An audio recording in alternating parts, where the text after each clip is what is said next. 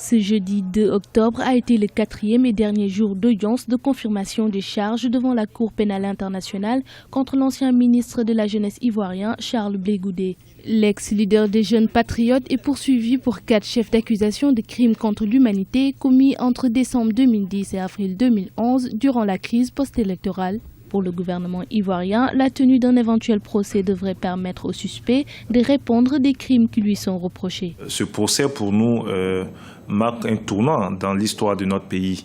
Vous savez ce que Charles Blé Goudé a incarné dans ce pays. Il avait un certain leadership, mais qui a plutôt servi à manipuler des jeunes. On a vu tout ce qui s'est passé en Côte d'Ivoire, l'instrumentalisation des jeunes, des casses, des tueries, et ainsi de suite.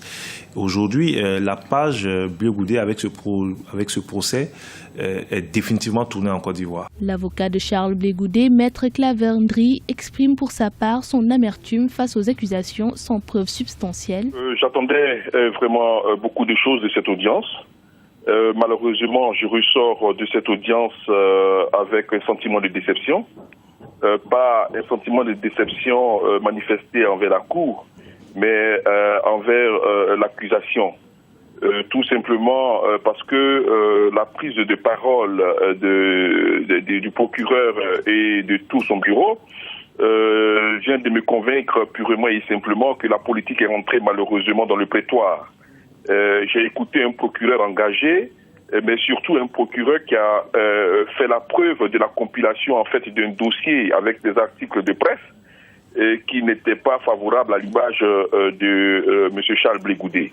Lors de l'audience, Charles Blé Goudé a rejeté toutes les accusations portées contre lui et dénoncé une utilisation de la CPI par l'actuel président ivoirien Alassane Ouattara comme un instrument pour écarter ses opposants de la scène politique.